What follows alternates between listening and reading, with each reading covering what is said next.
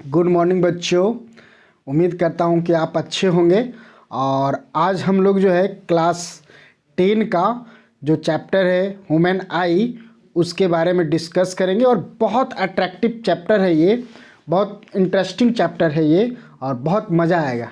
ठीक है, तो हम इस वीडियो को इस तरह से बनाए हैं कि आपका बोर्ड का एग्ज़ाम जो है पूरा का पूरा कवर हो जाए। आपका जो सिलेबस है, इस चैप्टर का जो सिलेबस है पूरा कवर हो जाए इसी पीडीएफ में। ठीक है, तो हम लोग आगे बढ़ते हैं। तो चैप्टर का नाम है ह्यूमन आई। ठीक है, क्लास 10 का है, तो उसके बारे में हम लोग स्टार्ट करते हैं। तो ये आप देख सकते हैं कि ये आई का स्ट्रक्चर है। ठीक है, और ये हमारा चैनल है let's learn physics by SK Gupta. Subscribe अवश्य करें।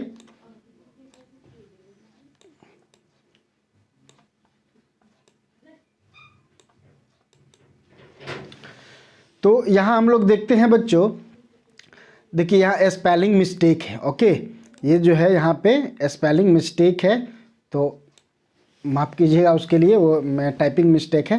ठीक है, तो ये क्या है कि the human I and the colourful world. ठीक है, तो एक ओवरव्यू यहाँ देखते हैं कि हम लोग को पढ़ना क्या है यहाँ पे। The in this chapter we will study human eye that use the light and enable us to see the object.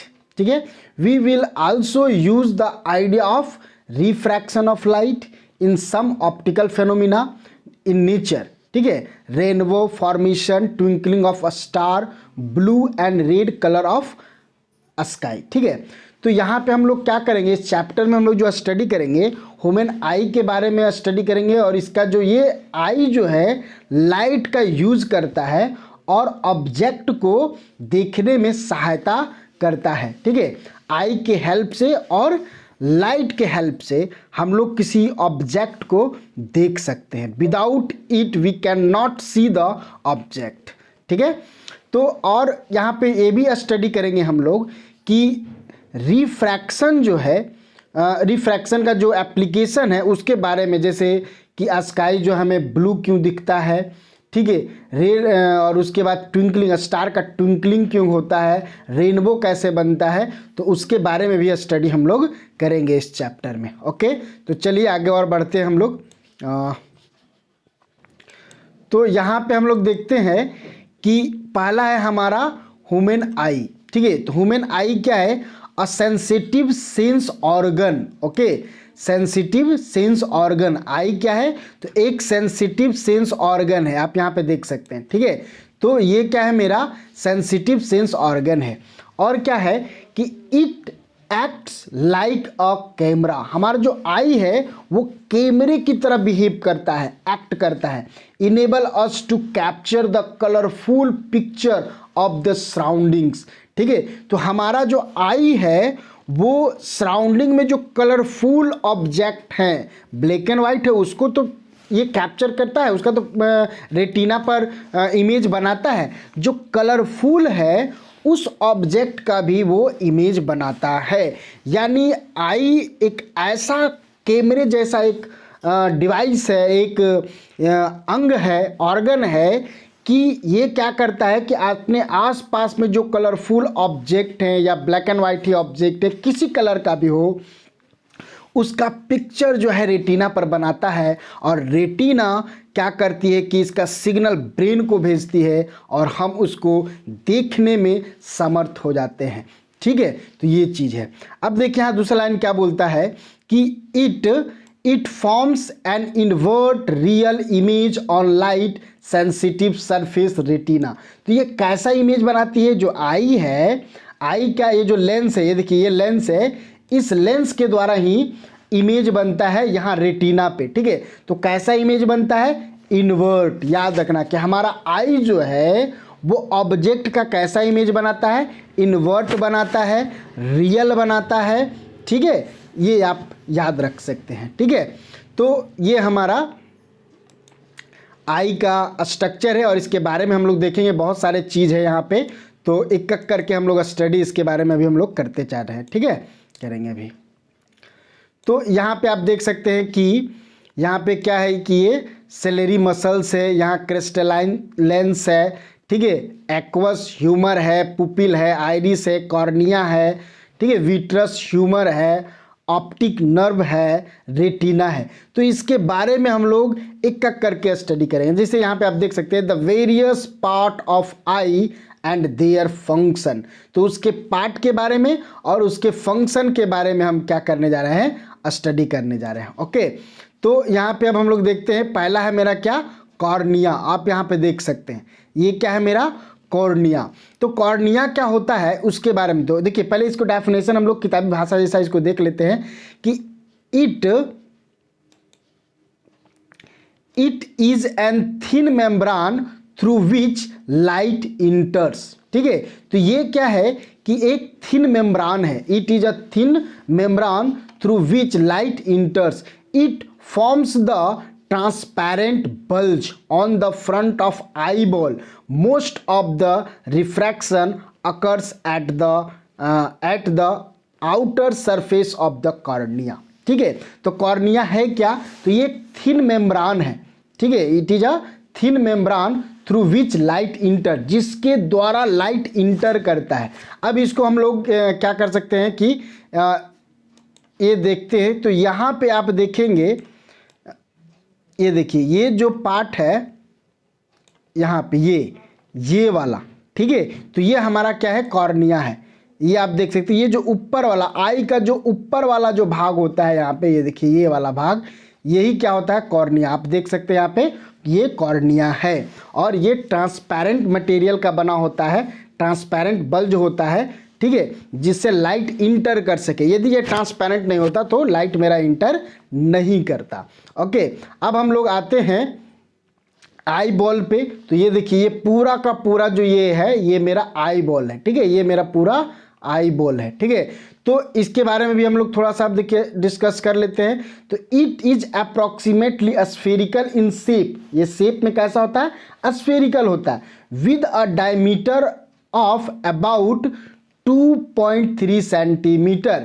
ठीक है, तो ये अबाउट 2.3 सेंटीमीटर का इसका डायमीटर होता है। इस आई बॉल का डायमीटर कितना होता है, तो 2.3 सेंटीमीटर, और ये स्फेरिकल शेप का होता है, जो कि आप देख सकते हैं इजीली। ठीक है, उसके बाद अब बच्चों समझने की बात है, आइरिस।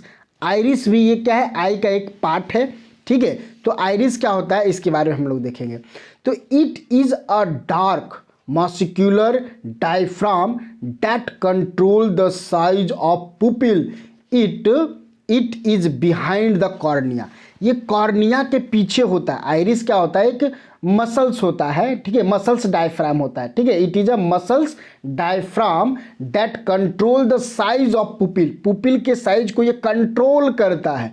ठीक है, और ये कॉर्निया के बिहाइंड में होता है, जो कि आप यहाँ पे देख सकते हैं। यहाँ पे आप देख सकते हैं कि ये देखिए ये आइरिस है, ये हमारा ये ऊपर वाला कॉर्निया हो गया, और कॉर्निया के बिहाइंड में क्या होता है कि हमारा आइरिस है, और ये आइरिस क्या करता है, यहाँ पे एक होल होता है, यहाँ पे एक होल होता है छोटा सा, जिसको हम लोग पुपिल बोलते हैं, उस पुपिल के साइज को कंट्रोल करता है। आपको यहाँ से और अच्छे तरीके से समझ में आएगा, ये आपको हम दिखाते हैं।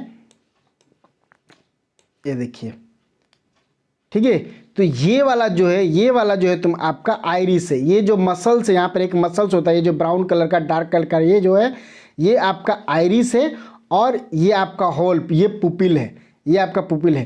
तो ये जो मसल्स है, ये यदि फैलता है तो क्या होता है कि पुपिल बड़ा हो जाता है। ठीक है, पूरा, और यदि ये श्रिंक करता है थोड़ा सा, ये क्या बोलते हैं कि श्रिंक करता है, तो इसका साइज जो है छोटा हो जाता है। ठीक है, ये जो साइज जो है छोटा हो जाता है। ठीक है, आप इसको क्लियरली और भी आप यहाँ पे देख सकते हैं कि ये देखिए ये हमारा क्या है, सेलेरी मसल्स है। ये जो ये सेलेरी है मसल्स है, ये आपका सेलेरी मसल्स है। ठीक है, तो ये है, और यहाँ पे ये जो है ये वाला, ये आपका पुपिल है। ठीक है, तो ये जो मसल्स है ये क्या करता है कि पुपिल के साइज को कंट्रोल करता है, छोटा या बड़ा करता है। ठीक है, और हम लोग अब आगे और बढ़ते हैं, चलिए देखते हैं क्या होता है। तो ये आइरिस आप समझ गए कि it is a dark muscular diaphragm. ठीक है, अब हम लोग आते हैं पुपिल के बारे में। Pupil it is a regulate and control the amount of light entering the eye. तो वो जो होल हम दिखाए थे वो होल ही क्या है, आपका पुपिल है। ठीक है, वो होल क्या है, यहाँ पर आप देख सकते हो कि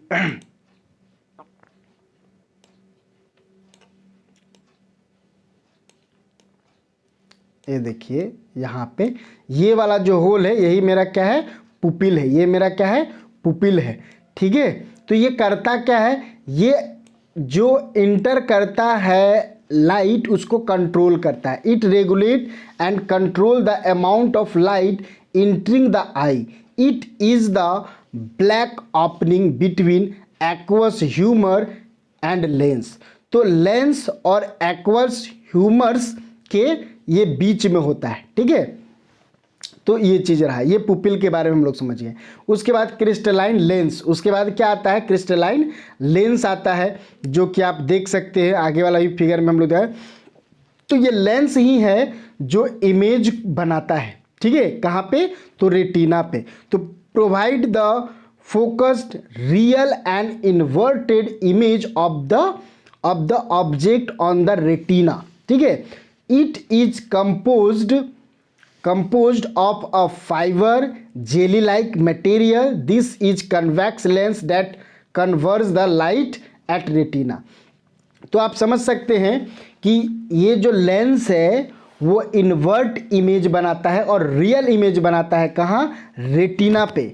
ठीक है, क्रिस्टलाइन आई लेंस। ठीक है, और ये बना किसका होता है, ये फाइबर्स और जेली लाइक मटेरियल का बना होता है। ये चीज़ आप कोई पूछ दे, चाहे एग्जाम में पूछे कि ये किसका बना होता है, तो फाइबर्स, ठीक है, और जेली लाइक मटेरियल का बना होता है। और जो हमारा आई लेंस है वो कन्वेक्स लेंस होता है। ये आप याद करने की कोशिश करें, ये बहुत इंपॉर्टेंट हो गया कि ये आपका क्या है, आई कन्वेक्स लेंस है। और इसी कन्वेक्स लेंस को ही कन्वर्जिंग लेंस भी कहते हैं। तो ये कन्वर्जिंग लेंस है क्योंकि ये टोटल रे को कहाँ पे, रेटिना पे जाकर के कन्वर्ज कर देता है। ठीक है, चलिए और आगे हम लोग देखते हैं। तो अब हम इसको क्या करें, क्लियरली अच्छी तरह से इसको दिखाया जा रहा है कि ये आप देखिए हमारा आई हो गया। ठीक है, और यहाँ पे ये आइरिस वगैरह आप देख रहे हैं। अब यहाँ पे इसका क्लियरली आप देख सकते हैं, ये मेरा क्या है, ये लेंस है मेरा, ये मेरा क्या है, लेंस है। ठीक है, क्रिस्टलाइन लेंस। ठीक है, उसके बाद ये आपका सेलेरी बॉडी है, उसको भी हम लोग पढ़ेंगे। ये आइरिस हो गया, आप देखिए ये आइरिस है, ये आपका कॉर्निया है। ठीक है, ये सेलेरी बॉडी है और ये विट्रस ह्यूमर है, भी पढ़ेंगे हम लोग। और यहाँ पे देखिए ये वाला येलो टाइप का ये जो आया है ये आपका रेटिना है। ये क्या है, मेरा रेटिना है। ये ऑप्टिक नर्व है। ठीक है, और अभी हम लोग और भी इसके बारे में पढ़ने जा रहे हैं। तो ये अब देखिए, ये देखिए ये आपका सेलेरी मसल्स हो गया। ये क्या काम करता है, ये लेंस से कनेक्टेड रहता है। जो लेंस होता है हमारा आई लेंस उसी से कनेक्टेड होता है। ठीक है, और ये करता क्या है कि आई लेंस का फोकल लेंथ को एडजस्ट करते रहता है। ठीक है, तो देखिए यहाँ पे लिखा भी हुआ है, it helps to change the curvature of eye lens. ठीक है, and hence change it focal length so that we can see the object clearly placed at different position. ठीक है, तो देखिए जब हम लोग आर्टिफिशियल लेंस लेते हैं तो ये हम लोग को पता है कि यदि ऑब्जेक्ट इन्फिनिटी पे है तो उसका इमेज जो है फोकस पे बनेगा। ठीक है, और यदि वो सेंटर ऑफ कर्वेचर पे आपका ऑब्जेक्ट है तो उसका ऑब्जेक्ट फिर सेंटर ऑफ कर्वेचर पे ही नीचे बनता है।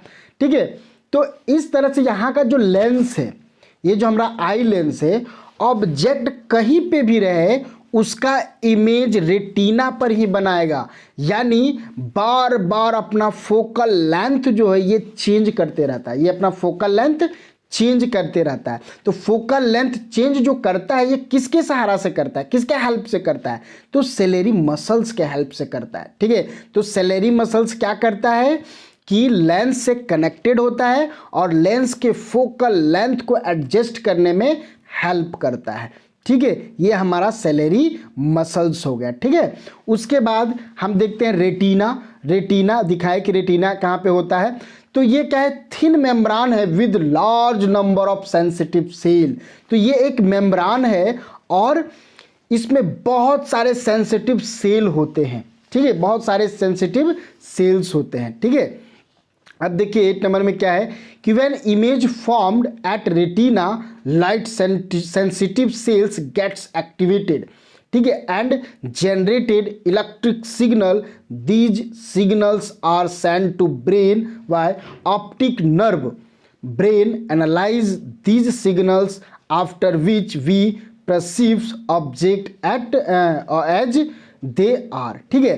तो ये प्रोसेस बता रहा है कि हमारा क्या है कि इमेज जो है रेटिना पे बनता है और रेटिना पर जैसे ही इमेज बनता है तो इसका सिग्नल जो है वो इलेक्ट्रिकल सिग्नल के फॉर्म में भेजा जाता है ब्रेन को, ठीक है, और ब्रेन इसका एनालिसिस करती है कि क्या हम इस ऑब्जेक्ट को जानते हैं या ये पहले से हम इसको देख चुके हैं, और उसके बाद वो हमें इंफॉर्मेशन भेजती है कि हाँ ये तो ऑब्जेक्ट, ये तो मोटरसाइकिल है, ये तो कार है, इसको पहले हम लोग देख चुके हैं, ठीक है। तो इस तरह से हम लोग को वो रिमेंबर होता है और हम इस चीज़ों को बता पाते हैं, ठीक है।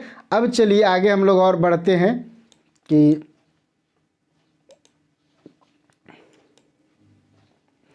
अब देखिए यही है हाउ पुपिल वर्क्स, ठीक है। तो जो पुपिल है हमारा, जो वो छोटा सा होल था, वो कैसे काम करता है, कैसे वो वर्क करता है।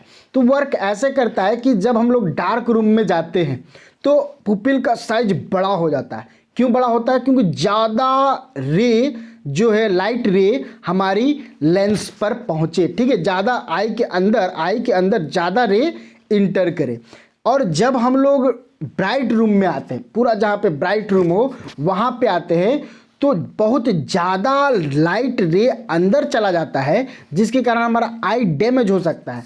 तो करता क्या है, पुपिल अपना साइज छोटा कर लेता है कि हमको इतना ही लाइट चाहिए, इतना है, तो जितना इसको लाइट की ज़रूरत है उतना ही लाइट ये आई के अंदर जाने देता है, उसको रेगुलेट कर लेता है, लाइट के एंट्रिंग को वो रेगुलेट करता है और कंट्रोल करता है, ठीक है। यही पुपिल का काम है। वही चीज़ यहाँ पर आप देखिए एग्जाम्पल के माध्यम से दिखा गया है कि you would have observe that when you come out the cinema hall after watching movie in the bright sunlight, your eyes get closed, and when you entered the hall from the bright light, you won't be able to see, and after some time you would be able to see, ठीक है।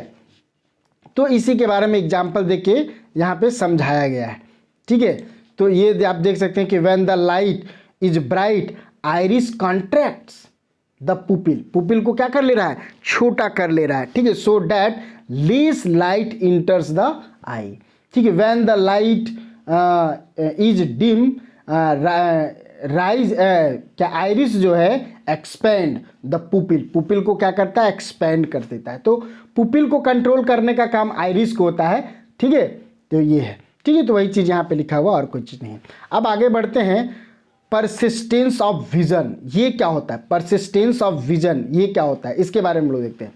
तो it is the time for which the sensation of an object continue in the eye, it is about 1/16 of a second. इसका मतलब क्या हुआ बच्चों कि जब हम लोग कोई इमेज को स्पीड से देखते हैं, तेज़ी से वो पार हो रहा है, जैसे आप ट्रेन पर बैठे हो और ट्रेन बहुत स्पीड से चल रहा हो, तो आप बाहर की वस्तुओं को अच्छी तरह से देख नहीं पाते हैं, ठीक है। आप किसी वस्तु को या किसी ऑब्जेक्ट को तभी अच्छे से देख पाएंगे जब आपको समय 1/16 सेकेंड से ज़्यादा मिले। 1/16 सेकेंड से ज़्यादा मिलेगा तो आप उस ऑब्जेक्ट को ईजिली देख पाएंगे, और उससे कम मिलेगा तो आप उस ऑब्जेक्ट को नहीं देख पाएंगे, ठीक है। यानी आप पूरे स्पीड में ट्रेन से जा रहे हैं तो आप चीज़ों को अच्छी तरह से नहीं देख पाते हैं, उसका इमेज अच्छी तरह से रेटिना पे नहीं बनता है, ठीक है। तो ये हो गया परसिस्टेंस ऑफ विजन, ओके। अब आते हैं पावर ऑफ एकोमोडेशन, यानी पावर ऑफ एकोमोडेशन ये क्या है, इसके बारे में अब हम लोग देखते हैं। तो पावर ऑफ एकोमोडेशन क्या है, तो हमारा जो आई लेंस है वो अपने फोकल लेंथ को एडजस्ट करते रहता है, वो अपने फोकल लेंथ को क्या करता है, एडजस्ट करते रहता है और डिफरेंट डिफरेंट पोजीशन पे जो ऑब्जेक्ट है उसका इमेज एक ही जगह रेटिना पर बनाता है।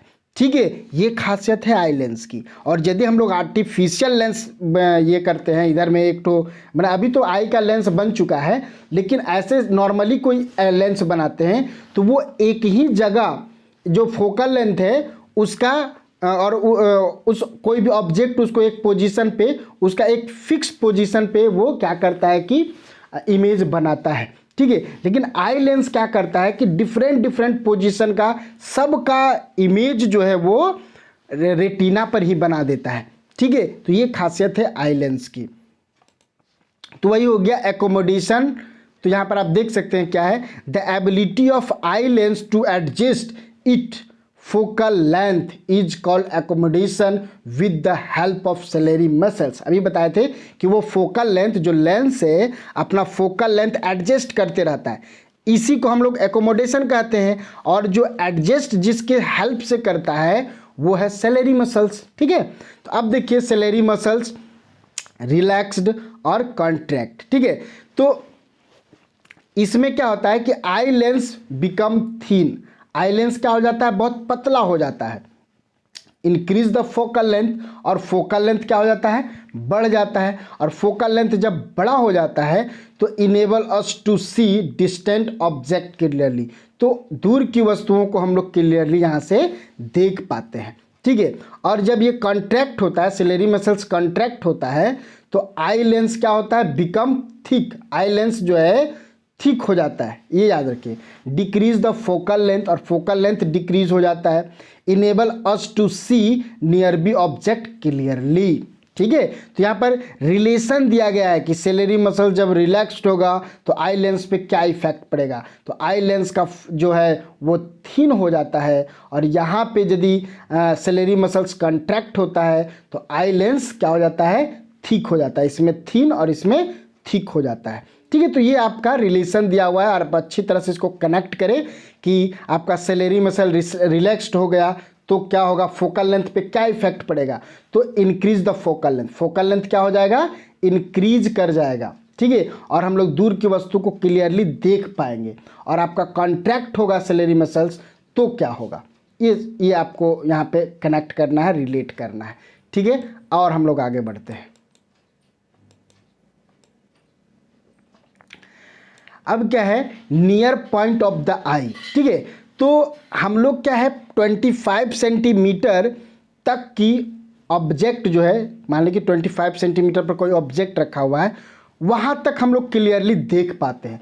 और यहाँ से मान लीजिए 20 सेंटीमीटर हो गया, 5 सेंटीमीटर हो गया, तो इतने नज़दीक वाले ऑब्जेक्ट को हम क्लियरली नहीं देख पाते हैं। तो हमारा नियर पॉइंट ऑफ द आई क्या है, वो है 25 सेंटीमीटर। इसका मतलब है कि 25 सेंटीमीटर तक की ऑब्जेक्ट जब भी कोई रखा है तो हम उसका क्लियरली उसको देख पाते हैं। और फार पॉइंट ऑफ द आई यानी सबसे अधिक दूरी पर कोई ऑब्जेक्ट है, ठीक है, डिस्टिंक्ट ऑब्जेक्ट है, बहुत डिस्टेंस पे है, तो भी हम उसको देख पाते हैं। और वो जो है वो इन्फिनिटी तक, देखिए if it is infinitive for normal eye, आपका आई नॉर्मल है, ठीक है, स्वस्थ है, तो आप इन्फिनिटी तक रखे हुए ऑब्जेक्ट को आप देख सकते हैं क्लियरली। ठीक है, तो आज जो है हम लोग यहीं तक रखते हैं और उसके बाद हम लोग जो है कि आई के डिफेक्ट्स के बारे में पढ़ेंगे नेक्स्ट वीडियो में। ठीक है, तो आज हम लोग यहीं पे रखने देते हैं और